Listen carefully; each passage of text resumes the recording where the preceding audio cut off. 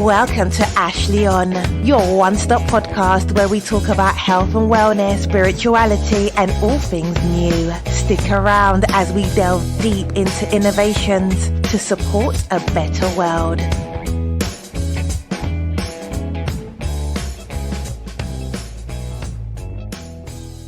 Hello and welcome to the show. Today's show is with John Morton and Leigh Taylor Young from the Movement of Spiritual Inner Awareness. MSIA helps you discover who you truly are inside. They teach soul transcendence, becoming aware of yourself as a soul and as being one with God, not as a theory, but as healthy living reality. Their approach focuses on how to incorporate spirituality into your everyday life in a tangible, workable way. They call it practical spirituality. It's a wonderful show with John and Leigh. I hope you enjoy it. Thank you so much. If you're looking to improve your memory or lower your stress and inflammation, you got to hear about our new sponsor, Igniton. Igniton is the world's first quantum wellness brand, merging ancient energetics with cutting-edge physics. And this stuff really works. It's clinically proven. We'll talk about that in a second. Their formulas are charged with something called ignitons. They're subatomic quasi-particles from the sun and originally identified in private research at CERN. This is heavy physics. Igniton's space-age technology entangles these particles with supplement ingredients to supercharge them and make them work better. Here's what makes this really exciting. In university-led, peer-reviewed studies, Ignicognition, Igniton's flagship brain formula, was shown to improve total memory by 100% in just 30 days. That includes short-term, operational, and working memory. It's crazy. The Igni longevity formula, their cellular stress and aging formulation, reduced inflammation markers like C-reactive protein, or CRP, and interleukin-6, or IL-6, by 37% and 54% respectively in just 60 days. Huge impact. These studies were compared to both placebo and to the same supplement ingredients that were not charged with ignitons. This isn't hype. It's clinical, quantum-enhanced nutrition designed to help your body align with higher levels of clarity, coherence, and resilience. I've been using both formulations now for about 60 days, and seriously, I've never felt better. Sharper, I have more energy, I recover faster from my workouts, I don't get that afternoon swoon, and I'm even sleeping through the night, every night. Visit igniton.com and use code Ashley10 to get 10% off your first order. That's igniton.com, igniton.com. And the code is Ashley10 for 10% off your first order. Igniton, born from light, backed by science. Hello, John Morton and Leigh Taylor Young. Nice to meet you both again and to see you both. Thank you so much for joining the show. I'm honored to have you here today, speaking with you, and it's really a blessing for our listeners to get a chance to talk to you both as well. So thank you. Yes, it's been a pleasure to meet you in Boulder, and we know your son, Jackson, and your wife as well. And so we're just glad to come in and see if we can do something interesting and whatever else comes forward in your focus and whatever you would like. Great. Well, thank you so much. Why don't we just start by introducing yourselves and the movement of spiritual inner awareness. Let's start there and talk about yourselves and your backgrounds and that and the mission, and we'll just kind of see where this conversation takes us. Okay. I would like my wife, Leigh, because actually I think she was involved with the movement of spiritual inner awareness, which is an organization founded by a man named John Roger. I would consider that's 1971 officially, when it became a church, a nonprofit, but also a focus that has no denominations, and it's considered, in a way, universal, philosophical. Here you go. What would you say? Well, I would say that meeting our mutual teacher, John Roger, was beyond a life transformational beginning. I met him first, you could say almost by accident, but I now know in retrospect, not at all, in 1971 in Santa Barbara, when I was very much committed to Muktananda. I was involved with Siddha Yoga, Baba Muktananda, and I was introducing Baba. I was very shy, so I was the one Baba always chose to introduce him, which was terrifying. And I would say, are you really sure?" I would sort of, he'd give me the look like, yes. And so I knew if it felt like walking the plank or into a fire, I would do it for that reason, for a higher purpose. I was doing a sound check to introduce him. The doors of this church where this was going to take place opened, and down the aisle came a gentleman with two friends, came right up to the stage, put out his hand, and he's introduced himself. And he said, "Hello, my name is John Roger." And I shook his hand, and I realized in retrospect that that's when it really began. I met him again in 1973, and I realized this was my teacher, and that all teachers are so incredibly valuable. All teachers lead us where we're to go. And when I found John Roger, it was, I've never looked back, nor have I ever seen any guide, now inner as he's passed from this world, more potent in guiding me spiritually.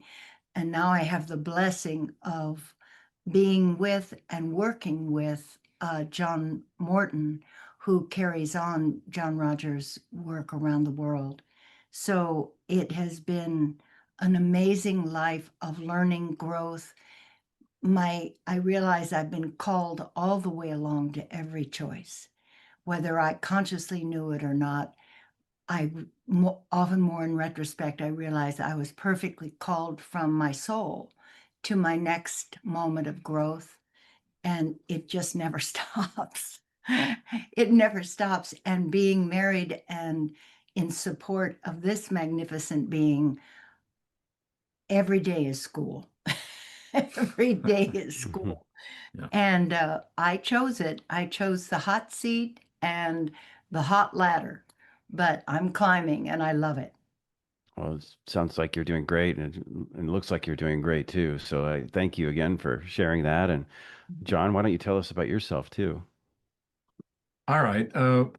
Well, I'll pick up what you asked about, in some ways describing what is the movement of spiritual awareness. And so for me, I remember some key moments in my life. One, for some reason, I expected that when I would graduate from college, and I did, from UC Davis in 1972, that I would know what I was doing. I would know where I want to live. I would know what work I would be doing, maybe, where I want to raise a family, things like this. And then when I really got close to graduation, I realized, if anything, I was more disillusioned about what was going to happen in my life. I really didn't know. So I was probably amongst many of my peers in a search. So that's one part of it. It's very relatable. Yeah, and I really didn't know, what am I looking for, and I didn't even know what that was. So I was going to lots of groups just to see, well, what does this one do? What is that one doing? And not really finding anything that really pulled me in. So I would immerse myself. So that did lead to, let's see, when was that? 1974, a couple of years later, when I was a park ranger for the state of California. And another park ranger just said what he was doing lately. And he mentioned spiritual awareness seminars. And I was like, what's that? Went to somebody's home, had an amazing experience, but I didn't really understand the experience, but it was very powerful. And then that created an interest. And let's see, that's 74. Then 1978, I had some experiences leading up to going to work with John Roger, up close, personal, on his personal staff, traveling with him all over the world for years. And that led to me actually doing what is the succession of his work. So that's one way to look at what I do. And it's really about soul awareness, and that the soul is the true self. It's the spiritual nature of who we are. Once we get onto that, then our life becomes something that makes more sense, for sure. That doesn't mean we understand everything, but it certainly gives us purpose. And it's an inner-directed movement. We don't have a mission. We don't have something like we have to convert humanity to this. It's much more individual. We often say, don't believe this. You need to have the experience. So have the experience. And there's a lot about that. We teach something called spiritual exercise. And it's about just waking up inside and calling on God's name. So we do initiations into God's names. And it's a lot of this, you'd say, well, they do that in this group or that organization, or that's what the Buddhists do. And we really, at the core, consider ourselves followers of the Christ. And then that becomes something like, well, you mean the one in the Bible and the Gospels? Like, well, not necessarily that way. So we're not conventional. And often organizations or other people in organizations, call us a cult or something like that. It's like, okay, but maybe what Jesus did was a cult. And I just look at that, what is a cult? And if it's I like the word cultivate. It's like, yeah, the seeds are planted. Are we going to raise the fruits and have a harvest? That's good. So to make it as simple as possible, and then we can go anywhere with whatever you want to look at, Ashley. Well, I'd like to go further on this. I mean, I was, and I may have mentioned this to you when we met in Boulder. My own personal experience. I was raised in a, under the fear of God, mindset. My family was half of the family was Methodist, half of the family was Baptist, and we had to go to church every Sunday and Sunday school in the summers, and I never understood it. I never got it because why would you want to be scared of God? It just it never took. And so as soon as I got old enough to make my own decisions to never go back to church, I never went back because it just turned me off completely. Now I have a healthy respect for God and spirit. I love God. I love my life. I'm grateful to God every day. I've been blessed beyond imagine. Um, and we raised, you mentioned my son Jackson. We raised him in the Catholic environment, primarily because where he was growing up, we didn't have, the school systems weren't that great. And we tried a regular private school that wasn't that great. We really had heard wonderful things about the local Catholic school, and so we put him into that. And my wife and I really wanted him to be, in addition to what we were teaching him, we wanted him to have an understanding of God from a religious perspective so that he could make his own decisions. And we kind of stayed with that as we moved from the Midwest to Colorado, because it was easy to keep him in the same day-to-day routines. The Catholic school system is basically the same everywhere you go. So when we moved, we thought, okay, why disrupt his peace? And so we kept him in that system. But we really have never been, as a family, denominational when it comes to religion and spirit. And so I would like for you to maybe expand a little bit, because what you're talking about, spiritual awareness, I'm hoping it resonates with a lot of people who are, listening to this, who maybe are missing something in their lives, or maybe have been turned off from organized religion, much like I was. I can't believe that I'm alone in that experience. And so I would love for you to share, just to, let's go a little deeper on what is it exactly that you're helping folks find and achieve in their life with the movement of spiritual inner awareness. I'm just so drawn and touched to your story about your childhood, because I had a different one, but one of the things that I've learned is I'm a bit of a scholar. I like to go back and look at scripture. I'm not a Bible person, but I'm interested in what has put in motion such significant systems of spiritual thought. And what I see is that the Old Testament, up till Moses, who Their God was Yahweh, Jehovah. He was fierce, judgmental, and Moses used this terror to kind of work with his people with an order of law, because he was dealing with, some say, 500,000 immigrants from Egypt, that he was in charge of socializing and guiding. And, and that sort of fear of God got very input into a system. And that was a covenant. The 10 laws are a covenant with God. And then we go to Jesus, it's a new covenant, the law of grace, love. So Jesus said, I'm here to fulfill the law. But then he brought a new covenant, which was love and grace. If you go to the book of John, he that lives in God lives in love. He that lives in love is attuned to God. Now you have, in a sense, a new God, almost, a new quality that people are being introduced to through the Christ. To love your neighbor as yourself, to care, to serve, and to love God with all your heart, body, mind, and soul, and your neighbor the same.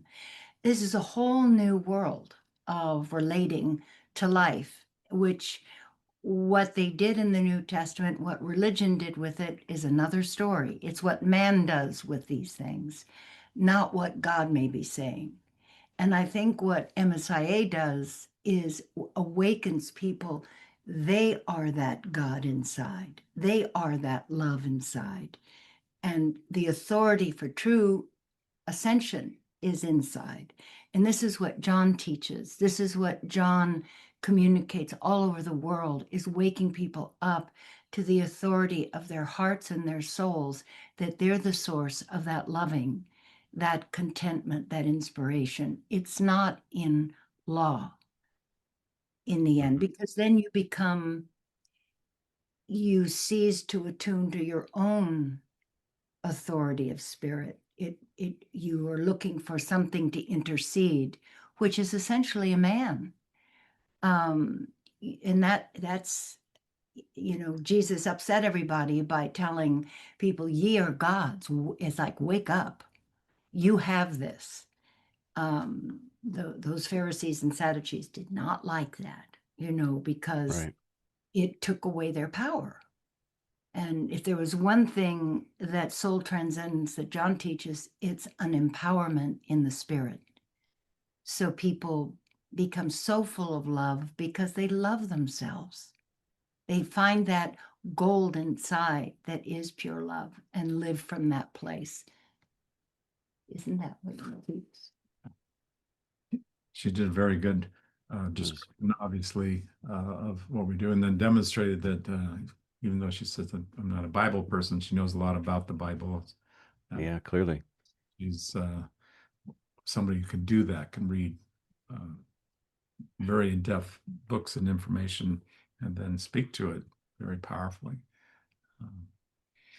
And I also look at this as our natural way, as I see it, is in a process I often refer to as a discovery and exploration and adventure. That's really what life is in this world. Um, I look to answers, and then I certainly was, like anybody, I think, seeking, like, who am I? Where did I come from? What is this world?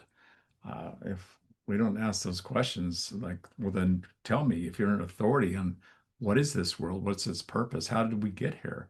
A lot of that's tremendously mysterious. And then, is there life after death? And who's an authority on that? So if people have the experiences, and there are many, many people, I don't know what the percentages are, but they're huge numbers of people do have experiences that are not of this world. And then you can say, well, you're hallucinating or you're imagining that. Well, that's just because you don't have the experience. So why are you an authority if you don't know what I'm seeing or experiencing that's not in this world? And I look at that's really much more something like logical or reasonable, that there are other worlds with life, intelligent life, maybe much more intelligent than human beings in this planet. And just to consider, well, how would that be ordered? Well, that's another mystery. And I look at it that there's higher consciousness. And if I was going to choose who would I want to associate with, I'd want to associate with the most intelligent beings. And then what would they be telling us by their intelligence? And I look at, in my consciousness, the most intelligent way to be is loving. If anybody said, well, what do I do? And I said, well, just find a way to be loving. I'm not saying that's easy, but it is what will always bring the best opportunities, the best choices, and how I have experienced it. And then we're learning how to overcome what we call the lower nature, the basic nature in our consciousness. And I think there's a lot of evidence that we do evolve. We have evolved from a lower nature. Then, well, is it creative? Did man come from clay? And some powerful God from somewhere just made a man and then said, "Oh, you want to help me? I'm going to take your rib and I'm going to make you help me." Well, I don't find that very reasonable, and I don't understand. It's a very mysterious explanation of how did we all get here. But I do look at like maybe it's something mysterious. That's okay. But more importantly, what do we all individually do with our life? And then I found, well, I want to do something to make my life better. And then I was inclined to help make life better, help others. I knew that at a pretty early age. I wanted to help others, which led to Feels good, doesn't it? life of service. Yes. Yes. There's something about it that if we do something to make our situation better, just in our life, and then if we can extend that to help others have a better life, I think if we were doing that more, this world would be a lot different than it is.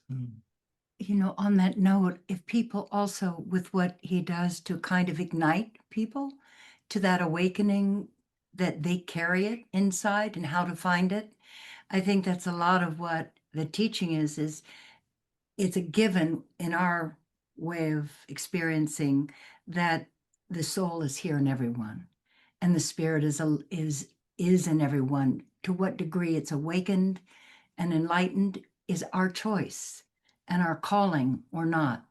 And I've always liked to say that choice is a human being's superpower. We get to choose everything, including how we think, how we feel. Are we letting feelings be the authority in our life? We feel good, we feel bad, and we're going to go with that. Or if we're not feeling so well, is it a moment of choice where we can say, I'm going to take the authority over how I'm going to choose joy. I'm going to choose, and there's a response inside that recognizes these positive things, that wants to come in allegiance with it, but we're the ones that have to take the authority to guide it to that. John also teaches something, as did John Roger and in MSIA, that we carry, in a sense, the words we use, and words we know are limited to true spiritual experience. It's almost a paltry attempt to describe something way beyond words, but the teaching that we all have an inner master inside, that the guidance is found within. So how do we go through all the voices that affect us? Are they mental? Are they emotional? Are they habitual, that are leading us into behavior that we may like in the end and we may not like? But how can we head it off at the curve and be the authority to go this way? Right. And that really takes practice. That takes discipline and choice. And those choices and those disciplines are a lot of what MSIA provides, is how do we start to respond to these questions? Why am I here? What am I here for? There's a lot of guidance in MSIA that's profound, and I think reflects a lot of what people often think inside. So when you read it, you go, I know that. I know that. It's like a lighting up rather than a church with a system of thought telling you what to think, telling you what to feel or behave. It's inside you, and you end up going, I'm I'm in allegiance with this because this is goodness of my soul. Well, that's what Jesus said, right? I mean, the kingdom of heaven resides within you. He never said it was out here, not ever. And the powers that be in those days really didn't like And that. there's another aspect of his life and teaching, and it's quite central to what we teach. But we also teach about the Buddha consciousness. Muhammad is somebody we look at Respect. as had an authority, had a teaching that was very valuable. Well, they all converge into love, right? I mean, that's where the convergence comes together, right? Yes, and I think it's important that people, like each person, really considers, well, what am I led to? What am I inspired by? But to look at what is your vision, so if your vision is something that is inclusive of others, so you would want a better life for others also, and is there a way to contribute that so that we have a better life? I think that's one of the purposes. Like, how do we incarnate into this world? We often refer to it as embodiment because it's much more about having a body for a temporary time, and then there's re-embodiment or reincarnation, whatever that's called. But until somebody knows that in a direct way, it's just information or, oh, that's just a theory, and I don't believe in it. Okay. But if you take a stance like, well, I don't believe it, that's not possible, I don't like that, watch out, because you may be closing yourself off to what it is. And the overwhelming aspect of what I see and who we are is it's a beautiful story. It's something that's already directed very powerfully by whatever you want to call the source. So I said, well, let's use God, and that's a good name until God says, well, no, I have this name. And I look at it that way. Okay, we can find somewhere to start. And I often tell people, you can pray. And they go, well, I don't know how to pray. I often find people like, no one really taught me to pray. My parents didn't teach me how to pray. I went to Lutheran church, which was my father's church, but it was not every week. So we were like Easter Sunday or holidays. And then my mom was raised Baptist, Southern Baptist, and that was also different. And she would have some stories, about No, I know all about that. who was at the pulpit and what they were saying at the pulpit. It was not exactly encouraging messages. Right. Like start out with, you are sinners, and here, let's go into that. Like, punishment. And so I look at, that if we look at God as love, and this is in John, in the Gospel of John, it starts that way. It just starts there. God is love. And I went, that's a beautiful message. It really is. And one of our primary teachings is from John Roger, is out of God comes all things. So we have a one creator, and God loves all of his creation. There's people that instantly go, what do you mean? You love violence and you love hatred? And well, how are we going to change it if we don't somehow love it as the greatest power to change it? And that's what I would say to people. It's intelligent to love, because it's the power that has the most power to change things. And I think Jesus, and many others, I mean, we could take many examples of brilliant beings, we'll call them saints, call them anointed ones. Avatars. What did they teach by their life? That their life was demonstrated by how they lived, and often their choices were very difficult, that they weren't popular, and there was tremendous resistance, if not against us. And they often paid prices, big prices, for how they lived. And I look at like, well, still in that world where it's not easy. Well, I think it also, I'd love your thoughts on this, because I've run into this even with just friends over the years. I mean, this idea that the kingdom of heaven resides within us and we are all God in our own way. We have the divine spark. That not everybody responds to that very well, not just the Pharisees. I mean, even today, people I talk to who maybe knew me back when, back when I maybe wasn't the greatest person, and they think, well, what a hypocrite that person is for saying that, right? Because how can someone who did X, Y, and Z actually be God? And it takes a high degree of personal responsibility to go with that message and to then live and to maybe change your life if you need to, or to take on that responsibility. And I think a lot of people just don't want to go there. And I'd love to just know your thoughts on that and what you've seen, if you've seen similar situation in your travels with people, and if it's just it's so easy to avoid that responsibility. But if you really want to think about what this means, it creates a responsibility that's quite awesome. One of my favorite prophets is Jeremiah. Um, and the reason is not necessarily because of the context of the history around it with Israel, but he was a truth teller. And God was alive in him and ignited when he was around 12 years old and went into the temple. He started seeing things. He started knowing things.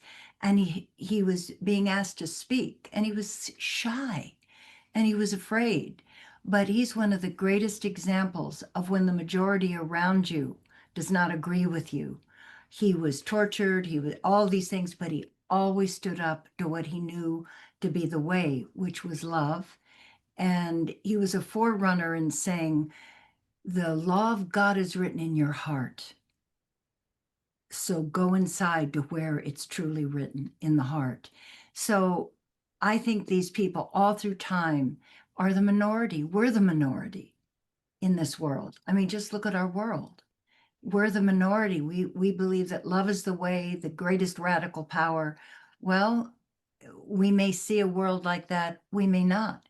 And maybe that's not the purpose to change this world. Maybe the true purpose in our being here is to ascend into the God self. This is school. We're going to learn what works for us, what we're going to follow. Are we going to withstand the judgment? Are we going to stay true to what we're looking for, seeking, and practicing? Or are we going to give it up to be agreeable, to be liked, to be in way with it all? I mean, I think we see the greatest drama in the world going on in our government. To stand up and not be afraid if you're standing up to truth, because in this case, you might be paying a big price. It takes courage to be with the truth of love. It takes courage. And is that the way we want to live, or do we want to live the way all these people are around us? And to be held accountable to our past is something that really bothers me when people do it, is if a snapshot was taken at our worst moment, is that what we want to be told as the definition of our life 20 years ago? Or is it what we're choosing now? And if we're held accountable to that, I don't want to know those people. I don't want to spend social time with them. They're not Right. they're going to go that way. They can have it. I'm not going to try and change them, but I want to stay true to ascension of the soul and in goodness and in service. And it's not always an easy path. Well, one of the aspects that you're bringing up here is redemption. Is there redemption? And I consider absolutely there's redemption, because otherwise, where's the inspiration going to come from?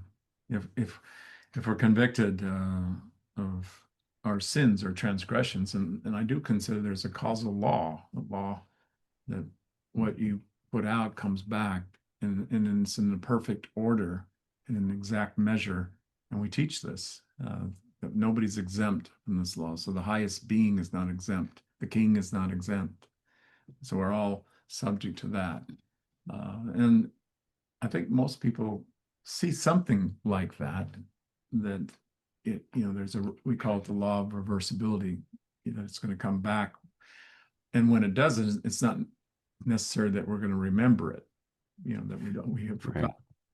And then when we consider, well, maybe I have past lives and I have that law of reversibility too, and I don't remember it. And I say, isn't that interesting that we would come in with something like a veil that just puts forgetfulness in? And what I help people see is maybe that's in your favor to forget, what's back there, because you are a better person now. You are more intelligent. You have evolved in where you come from. And if we constantly look back and find the fault, then that's also something that can be in the law of reversibility, that we feel guilty. And a lot of people have an unworthiness, a sense of I'm no good. I say, where'd you get this from? And they don't know. And not this, some people do have an early life, early childhood that's terrible in what they were around.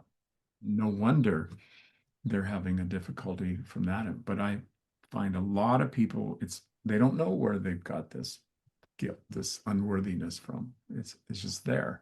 I said, well, that's okay. Let's clear it. And we teach forgiveness. And say, well, what's forgiveness based on? We can take your sin away. There's a power, whatever you call it. I consider it is a God power.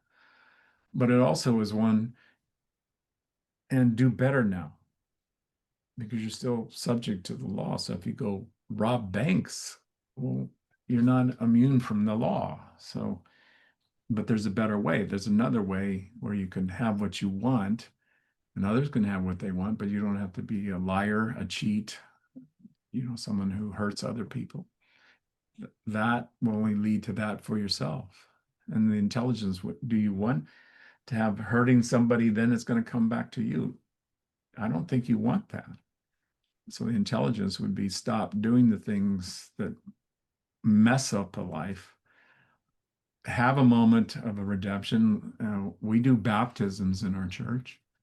We do them in the name of the Father, the Son, and the Holy Spirit. Well, I think that's what John the Baptist did. It's like, there you go. And Right. And then, well, is it real? And then people have the experience like something happened. I go, I'm also of the philosophy like a placebo. Placebo. There we go. Hey, if it works, I agree 100%. I mean, if you go, What does it matter what you call it? you come out of the baptism and you're treating your wife and your children a lot better, and you're a nicer person. Hey, I don't care if we, hypnotized you. Take it and have a better life. And so a lot of what I see in it is just move the dynamic in our life, and to consider there is a life after this world. That's the main part of what we teach, is the soul is not just an embodiment, not just a lifetime. Well, I think forgiveness, you mentioned forgiveness, and it's such a powerful thing. And I think it starts with yourself, doesn't it? I mean, you have to forgive yourself for the mistakes you've made, but because oftentimes without making those mistakes, maybe you wouldn't have come to the realization of where you are now. Yes, and when I have a Jesus, this is maybe someone saying, no, it wasn't over here. But in any case, to the degree you forgive, you are forgiven. But if you forgive yourself completely, then you can forgive others. But if you don't, and I experienced that in myself, because if I look at what other people's behavior is, I don't necessarily like it. Yeah. I may resent, I may judge it. And I realize I have to watch that. I have to keep a vigilance up, that I don't get into judgment, because it's a powerful energy in itself. It's attractive. Creative. Like whatever we believe, that's going to come back to you. There's just a law of attraction that I'm good with that. That's been around for a while, but it's also the law of karma, whatever you call it. We're responsible creators, but you can turn that and go, that's good news that you're responsible for your life. Turn it towards a better life. What would you like to create? Start doing those things. Judgment's very enticing, isn't it? I mean, our entire culture, our media, everything is designed to get you to judge. Rather than forgive. Forgiveness never makes an appearance on the evening news, or rarely does. That'd be wonderful. One of the phrases we use in the forgiveness process, I forgive myself for judging so and so. before I even say I forgive them, even they might have committed the offense, I'm reacting to the offense and I'm judging it. Mm-hmm. I want to let that go in myself first. I forgive myself for judging what this is and then move to forgiving them. Yeah. We also teach forgetting. I like that better. Like Yeah. don't bring it up. So I, I have a master's in counseling, so I learned what regression is as a psychological therapy or whatever you call it. And I think there is some value, obviously, to take a look at what's bothering you and surface this, but not dwell on it. Well, let's find out about everything, and we'll spend 40 sessions and just digging up the dirt. Like, what purpose is this if we're not getting into something like, is it clearing? Are we Right. moving something else? And I think that was the message with Lot and his family when they were leaving Sodom and Gomorrah. Like, don't look back. Very powerful message. And then, well, Mm-hmm. what? His wife turned into a pillar of salt? I mean, huh? And I go, okay, but there's still a message there. Right. If you're going to go on and have a better life, don't spend time digging up and remember. And I remember the time you anybody in a relationship, in marriage, if you just keep bringing up when I was bothered when you said this and you didn't do that, and then what does that become? An argument, a fight. We're not. I don't want to be with you, or, I mean, that's like, well, stop that. Change how you're relating towards the loving and the caring. And yeah, there's some learning to do for sure. That we teach this as a classroom, this world. Yeah, that resonates with me. The whole idea of not looking back is something I've lived most of my life with. I really, I move on quite well from things and don't look back. The hardest things not to look back on are the things that are inward. Those are, the personal, the personal judging, the personal forgiveness, like, is often, it's much easier, I find, to forgive others and to forget. But to have the confidence that, the power of God is within, and I'm continuing to evolve every day. I mean, I think a lot of people are in that position as well, as they move through this journey that we're all in. I've often referenced the New Jersey blessing. Forget about it.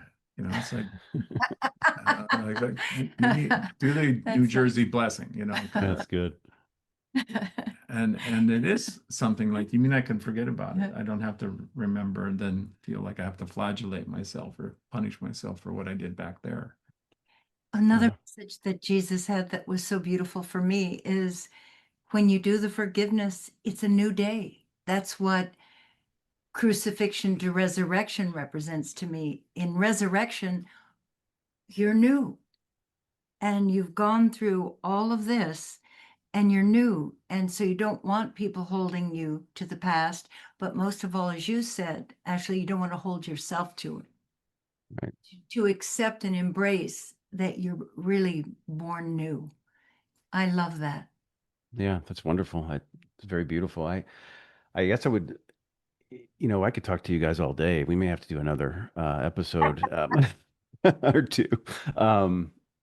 I'd like to kind of step back a little bit and just talk about, you mentioned, both of you have mentioned John Roger. Um, I think the audience would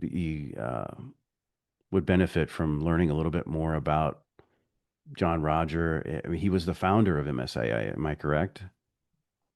Um, maybe Yes. maybe talk a little bit about that, about him, and what drew you both to that message, and that you've continued, since his passing.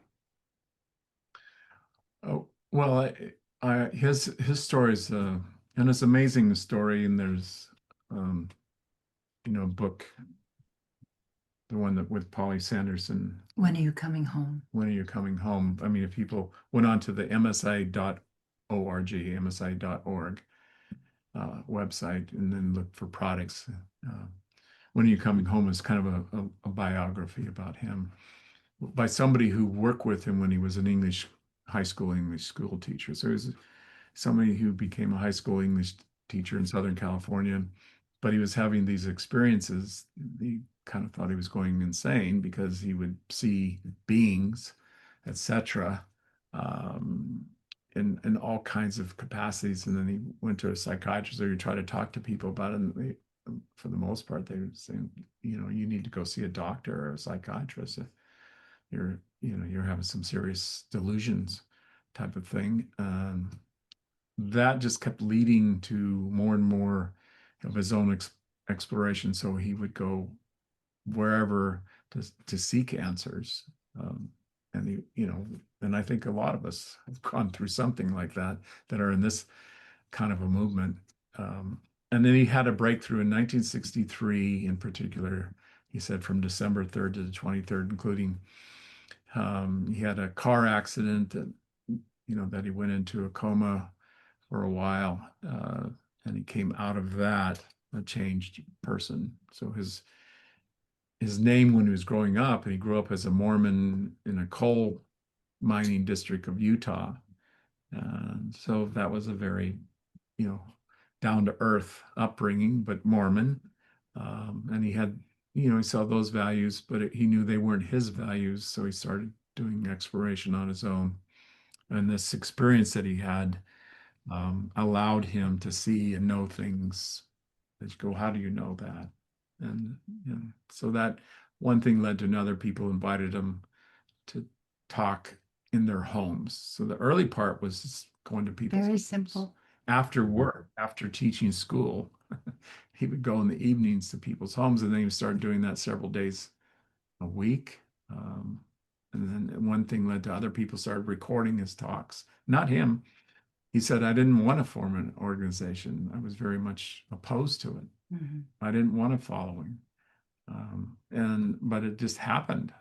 People, and then people, can you make me a copy of that? Or kind of, and then, one of his coworkers, who worked as a PE dance teacher, she's the one who sort of got behind him.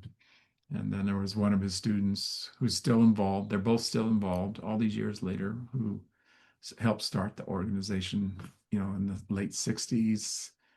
So his talks began being recorded. We have a lot of those recordings in 1968. Then the organization really formed around him. People wanted to study with him, and he took it on, and then he learned about how things work. And he says, what I teach has already been here.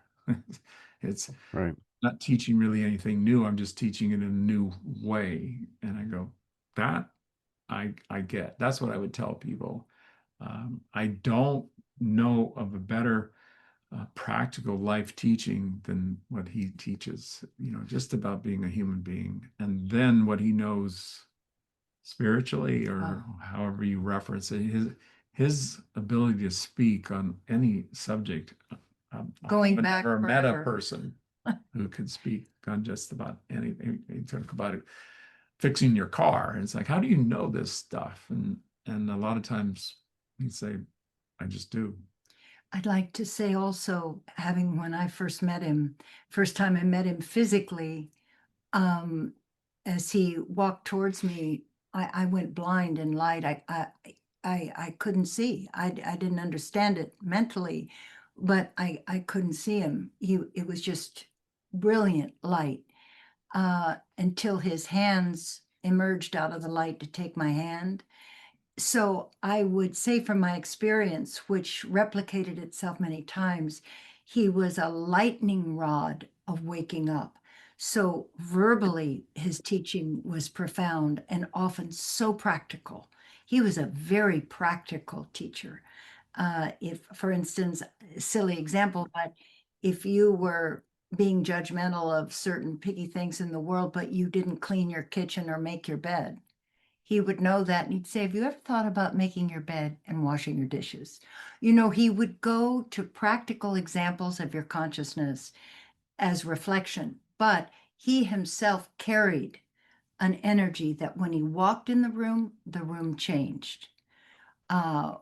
So he carried something that was, I don't know, like a lightning rod of connectivity, like a switch. It's like he'd walk in a room and there was a switch you had inside, and it just, you left the time with him illumined. Maybe he didn't even touch you, but just his presence and what he carried. And he was, first time I saw him at that distance, he was a simple man. He was not a fancy man. First time I saw him, I thought, goodness, his pants are too short and his socks are white. You know, it was because I'd come from Muktananda, all of this, glorious colors of reds and incense and music. No, very simple, but uh, I've never seen a power like it again. That's why, and even just listening to his seminars, just listening. And when John speaks, I hear John Roger. It's like a transmission that goes. These are things that we don't talk about a lot, but it just is. That transmission of a rod of power of spirit comes through, and you know it by experience. It kind of hard to talk about because it sounds like you could talk about setting yourself up for judgment. Sometimes some things are best kept sacred and in our experience. And if it transforms our life to greater loving, caring, and sharing, that's what it's about. Yeah, wonderful. You can imagine how satisfying it is to teach this around the world. Let's talk about that. What is, when you say around the world, let's shed a little bit more light on that, because I mean, I know what that means, but but tell our audience a little bit more detail about what your experiences are around the world and the groups of people that you are touching. Well, we have active groups in obviously Europe, South America, Australia, not so much in Asia for Japan. whatever reason, but some, some here and there.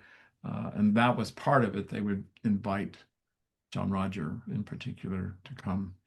So he did go to Australia, and then that expanded. And there's some communities in Africa also, and so it's that type of thing where people are. And then these days, because of Zoom and being able to go online, then it really has become a worldwide movement. There's much more people participating online typically than in person. For we have a seminary, and this was very important to John Roger. And he wanted it to be a seminary of life's teachings. So it's a college of philosophy also. And he would say, truth is alive wherever you experience it, and in whoever you experience it. So he said, we steal from the best. And he would say it that way. I take truth. And that was one of the things that was kind of flung at him, that he was just copying, he was mimicking wherever he got this teaching or that teaching. And he was going and looking at what other groups were doing. And you'd say, well, he'd be taking from here. But from a level of, he was also, I don't know how to do this. It was like a gift came upon him in 1963, particularly, in that time period of December when he was in the coma, where he just had knowing, he had awareness about people. And then he would do what he called light studies with people, where he just talked to them about their consciousness and talk to them about past lives, and be able to have insight that was bewildering. How would you possibly know that about me and be able to tell me about that? And he didn't try to explain it, because it's like, unless you know how this works, I'm just going to tell you. And that was, powerful as well. And then we recorded his talks through the years, and then he passed over in 2014, so a little over 10 years ago. And by that time, I was already designated as the successor of the mystical traveler consciousness, the keys to what that is. And, I would say something similar. I'm not, something like a guru or a great teacher, or, all these things. I know them in the moment. And then if people often say, well, how do you know that? And I just often say, I just know it. I know it in a way I can tell you.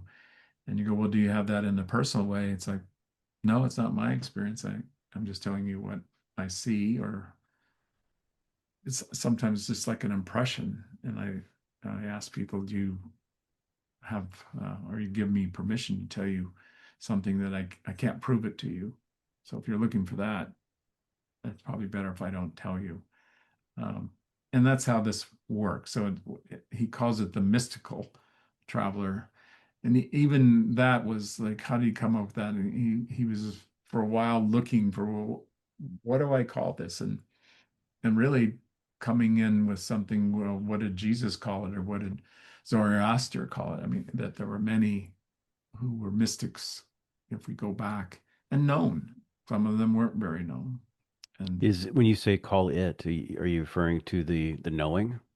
knowing the consciousness, yes. Hmm. And he teaches it as like he doesn't own it. It's not like I possess this and nobody else does. No, it's very much a universal consciousness, and he teaches it, and we teach it as everybody has this consciousness. It's just how awake are you? Right. And then you can do things like build a religion. So you'd say, well, the Hindus, I mean, they have things in the Upanishads, and it's like, yes, yes. And then I look at like, well, what is it now? This is really what's important, that things do evolve, and do we evolve with it so that we have a living God, not one that died 2,000 years ago. I remember having a conversation, with in a leader he was also a medical doctor in Pakistan and Afghanistan, and so he was very much knowledgeable and devout as a Muslim. And I said to him, do you consider that there could be another prophet after Muhammad? He said, absolutely not. No. And I said, well, doesn't Allah maybe would let somebody else? And he was just completely like that. No, that's not going to happen. And for me, it's very different. Like that we can be a Christ consciousness. We teach that. And I think Jesus said it, well, you can do this and greater. He said, What that did he And greater. And that greater. greater? I you said, will do. I think we're finding out what that is. But he set a very powerful example. What would you be willing to do in service? And then let's consider he did have powerful gifts of knowledge and wisdom. But look who we drew to him were very simple people. And I think that was part of the message. And that's what we talk about. You don't have to be elite and elect, and you're better than them, and you don't want to be with them because they're beneath you. No, it's just much more. It comes as ordinariness. We often talk about that. That's the condition prior to waking up to God. You're just so ordinary, like down to earth, simple being who happens to be conscious of something that transcends this world. That's beautiful. Well, that may be a great place for us to wrap this. I'm going to call this our initial conversation, because if you guys are willing, I would love to have you both back at another time. I know we're going to speak, Leigh, in a couple weeks, but I'd like to. We'd Yeah, love- I typically have certain guests that I resonate with, and I have them on several times. I think you guys definitely qualify as that. I think our audience is going to love this episode, and I think there's a really strong message that you have here that I'd love to be a part of sharing with others if you're willing. Oh, yes. Yeah, this is my ministry, and I do it in the consciousness of service. So I don't look at it like I get paid to do it and then it's a duty. No, I don't have to, and I want to. So that's my message back to you, Ashley. I want to, and I'm sure Leigh wants to. We love being with you too. Wonderful. Well, I'm going to hit pause on the record. If you guys could just stay on for a little bit, I'd like to just wrap this up off camera, but thank you again, John Morton, Leigh Taylor Young from the Movement of Spiritual Inner Awareness. And the website, John, is MSIA.org.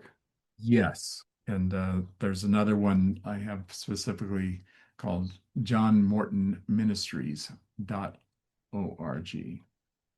Wonderful. If you wanted to Okay. find mine would be lty.org. .com. LTY.com. LTY.com. Thank you so much, both of you. It's been wonderful. If you're looking to improve your memory or lower your stress and inflammation, you got to hear about our new sponsor, Igniton. Igniton is the world's first quantum wellness brand, merging ancient energetics with cutting-edge physics. And this stuff really works. It's clinically proven, and we'll talk about that in a second. Their formulas are charged with something called ignitons. They're subatomic quasi-particles from the sun and originally identified in private research at CERN. This is heavy physics.